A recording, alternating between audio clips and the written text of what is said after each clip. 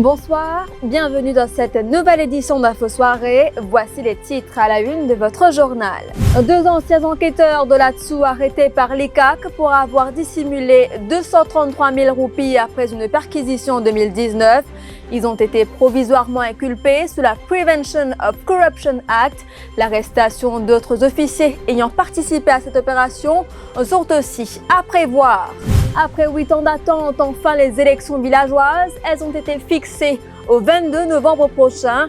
9 conseillers seront élus dans les 30 villages concernés. Le Japon pas responsable de la catastrophe écologique provoquée par le naufrage du Wakashio à Point Desny. Les autorités japonaises mettent en avant les conventions internationales. Special Fun Leisure Park a ouvert ses portes ce vendredi après 7 mois d'inactivité. Un protocole sanitaire a été instauré. Le parc aquatique sera ouvert tous les jours. Dans notre carnet de bord des élections américaines, plein feu sur la Floride ce soir, un des États pivots qui peut faire basculer l'élection présidentielle américaine. La Floride où les électeurs sont très divisés, nous dira Jean-Luc Émile. On démarre cette édition avec ce vol hors du commun. Ils sont deux anciens limiers de l'ATSU, le sergent Enrico Armans et la constable Amrita Siram-Alphonse, qui étaient tous deux affectés au Landing Steps ATSU, basé au Conan Waterfront. Ils ont été provisoirement inculpés sous la Prevention of Corruption Act en cours de Port-Louis cet après-midi.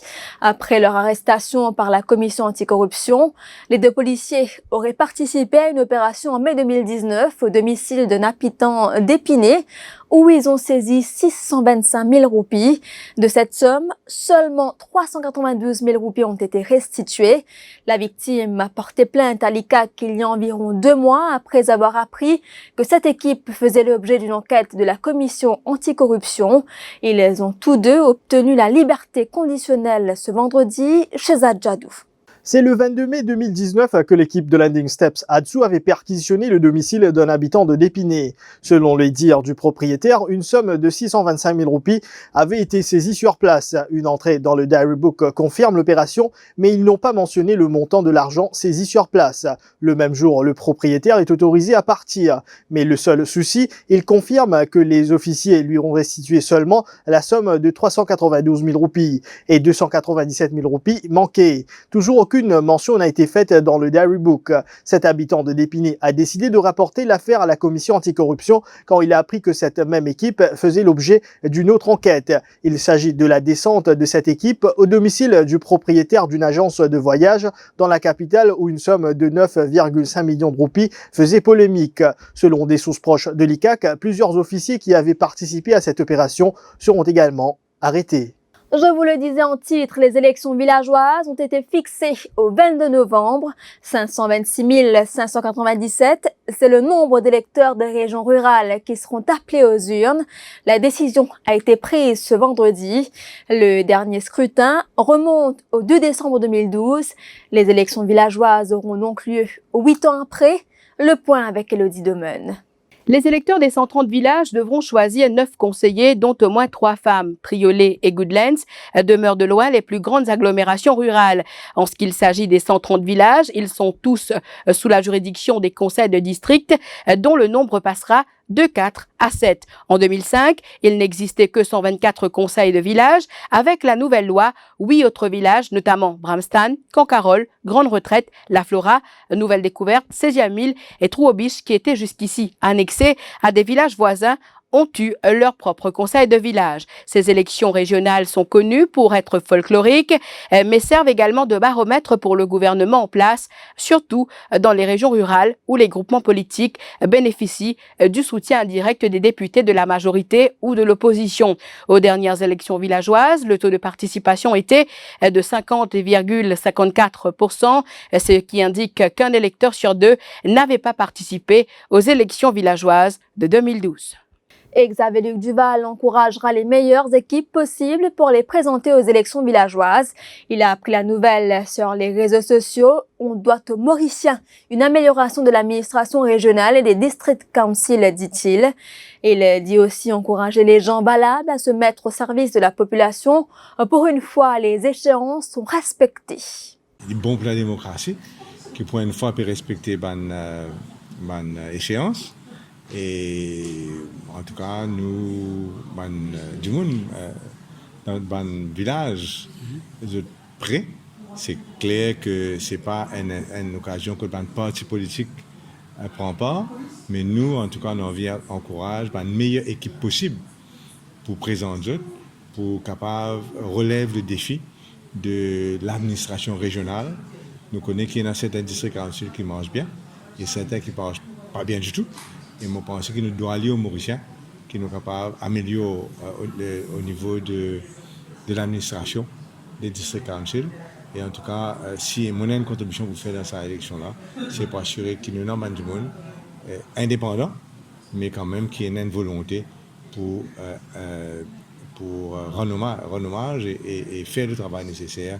Pour moi, les clercs qui nous parlent Rivière-Noire, les clercs qui Véronique Leu et son équipe, peut faire un travail formidable.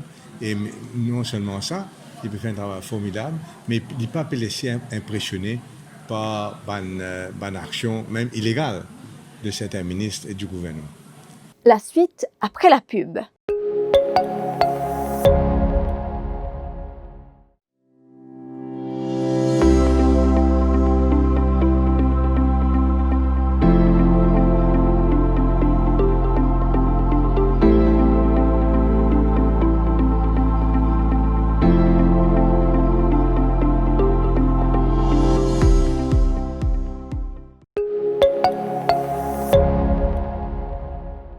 Le gouvernement japonais envisage d'aider économiquement Maurice, une mesure qui intervient suite au déversement de fioul causé par le navire japonais, le MV Wakashio. C'est ce que rapporte la presse japonaise Nikkei dans son édition en ligne. Même si le Japon n'est pas responsable de la catastrophe écologique sous le droit international, les autorités japonaises soutiennent que fournir une aide à Maurice remplirait une obligation morale et minimiserait tout préjudice à la crédibilité internationale de Tokyo. Tout à fait autre chose à présent, ils n'ont pas hésité à prendre les devants quand il le fallait. Ils sont restés au chevet des patients atteints du coronavirus, ont risqué leur vie pour tenter de limiter les dégâts du virus et les décès.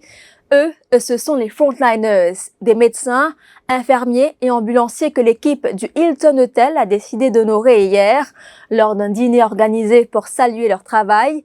Et Christina Nilan y était, voici son reportage. C'est réunis devant la plage du Hilton que ces professionnels de la santé ont pu pour une soirée oublier leur quotidien dans les couloirs de l'hôpital. Avinash, infirmier, affirme que les semaines de quarantaine ont été éprouvantes pour ses proches depuis le début. Ce qui m'a dit, quand je peux sortir, je peux aller.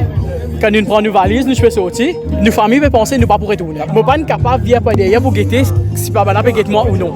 Même l'expérience de la combinaison était mémorable, nous confie Avinash et Simla, une charge nurse. À taille que nous avons gagné, mais nous n'avons pas aucune notion, parce que nous préparons pour ça. Nous n'avons qu'une nous aller, rentre dans la bataille, comment dire, qui est débrouillé. Nous préparons une venue, là, nous commençons à aller, nous avons graduellement, bon, nous avons fait ça, mettre bien en tête comment les transmettre, et que nous avons poursuivre nous nous allons, nous Google, ça nous guetter, nous prenons beaucoup, mais nous travaillons. Tout le monde pense mettre lui qui est important, mais jamais non. Mettre lui ou quand mettre lui comment on vit, mais pour tirer lui. Si vous pas prendre précaution pour infecter vous. Le plus beau souvenir restera pour lui le premier patient guéri du virus. Le premier patient qui est guéri, c'est à 86 ans.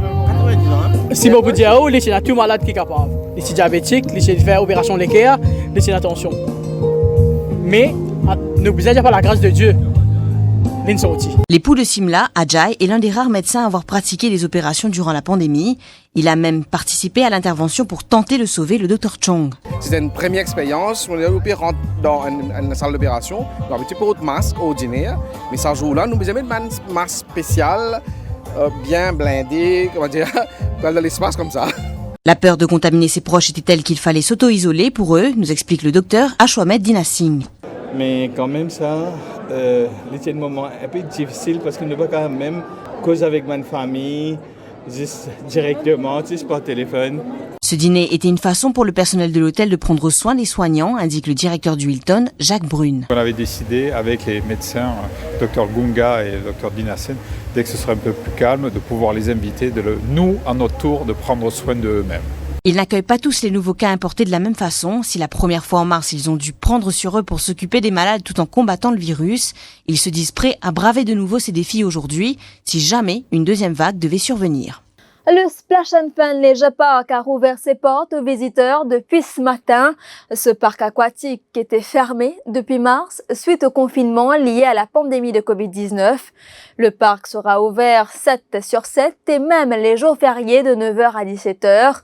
Plusieurs protocoles ont été mis en place en vue de protéger les visiteurs. Dans la région, un hors-bord s'est échoué sur la côte de Saint-Benoît au niveau de la marine. Des témoins constataient ce vendredi matin la présence du bateau échoué sur la plage de Galets. Aucun équipage n'est présent. Le bateau de type hors-bord a été ancré sur le bord de mer. L'embarcation est vidée de ce qui semble être des bidons de carburant ainsi que des sacs et des équipements de pêche. Sur place, reportage de nos confrères d'Antenne Réunion. Voici le bateau de type hors-bord qui s'est échoué à Saint-Benoît au niveau de Bourbier-les-Rails. C'est un pêcheur qui donne l'alerte aux gendarmes aux alentours de 6h30. Personne ne se trouve à bord. Des bidons d'essence sont retrouvés aux abords de l'embarcation. Sur place, les pompiers sécurisent la zone pour éviter que le petit bateau ne soit emporté par les vagues. Une scène qui attire les curieux. On a entendu ça à la radio et il fait voir ici à place pour voir comment il est le bateau. Pour le moment, les raisons de cet échouage ne sont pas encore connues, mais les riverains ont déjà leur hypothèse sur la question. Je pense que c'est un bateau de trafic et que voilà, c'est pas la première fois que nous voyons ça y arrive là. Souvent, on voit des bateaux passer, mais c'est pas des bateaux de pêcheurs, tout ça. Nous remarquons que ce sont des bateaux de trafic, il y en a beaucoup de choses qui se passent en mer, mais que nous ne sommes pas dénoncés, mais nous ne voyons pas exactement dans le bateau, mais nous ne pouvons pas dire. L'hélicoptère de la gendarmerie est aussi mobilisé pour rechercher en mer de potentielles personnes en détresse. L'identification criminelle est sur place pour effectuer les premières constatations. Et avant de clore ce journal, nous accueillons Jean-Luc Émile pour notre carnet de bord de la campagne présidentielle. Bonsoir. Bonsoir Émilie. Une poignée d'États pivots feront basculer l'élection présidentielle américaine. L'enjeu pour Joe Biden est de ne rien lâcher et de convaincre les indécis ou républicains déçus du trumpisme sur le terrain, puisque même une très faible majorité dans ces États clés peut faire la différence. Mais l'issue du scrutin dépendra du collège électoral. Vous nous parlez ce soir de ces États pivots. Oui, il y a les sondages, il y a les débats, mais la véritable bataille pour l'élection présidentielle américaine se joue sur le terrain dans une dizaine d'États. Ce sont les fameux swing states ou États pivots, si vous préférez, des États capables à chaque élection de basculer d'un camp à l'autre et qui sont donc âprement disputés par les candidats. Donald Trump a su en 2016 faire tomber plusieurs États bleus démocrates dans son escarcelle, parfois à une très faible majorité avec moins de 1% des voix, comme cela a été le cas dans le Michigan et dans le Wisconsin. Ce sont ces États que Joe Biden doit reconquérir à tout prix pour s'imposer. Dans la plupart de ces États clés où tout se joue, Joe Biden est pour l'instant donné gagnant. Mais gare aux conclusions hâtives, tout ne tient qu'à un fil. La violence inouïe du climat politique, le coronavirus et les tensions raciales liées aux brutalités policières accentuent les divisions au sein de la société américaine et peuvent affecter le scrutin.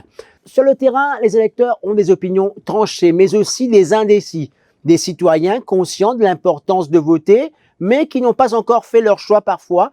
Je vous emmène ce soir en Floride. La Floride, avec ses 29 grands électeurs, est l'un des États pivots avec le plus gros collège électoral. Le vote étant particulièrement indécis, si Trump gagne ici, Biden devra probablement renverser les États de l'Arizona, du Michigan, de la Pennsylvanie et du Wisconsin. Au contraire, si une victoire de Biden est annoncée, il pourrait assurer la victoire finale. Écoutons à présent ce que pensent les électeurs de la Floride. Confident, actually. I think Donald Trump is going to win it. I, myself, I will vote for Trump. And what the Republican Party stands for, no abortions, protect the human life, the right to choose your president. We are a mixture. We have our Latinos here, my brothers and my sisters. We have our African Americans here, and we have people that have been here for a long time. And I think we are a mixture of ideologies, we're a mixture of cultures, and sometimes that can be expected. But I think, again, as a person that's been here, that's grown up here, I think we can beat this. We've seen things worse than this, and we can beat it. I am urging everybody, even if you don't want, no matter who you represent, you know, whether it's Biden, whatever, just go out and vote. Go out and vote. I think it is so important. Literally, our lives depend on it. Voilà, nous sommes arrivés à la fin de cette édition d'Info Soirée. Merci d'avoir été des nôtres. L'info en continu sur le www.defimedia.info.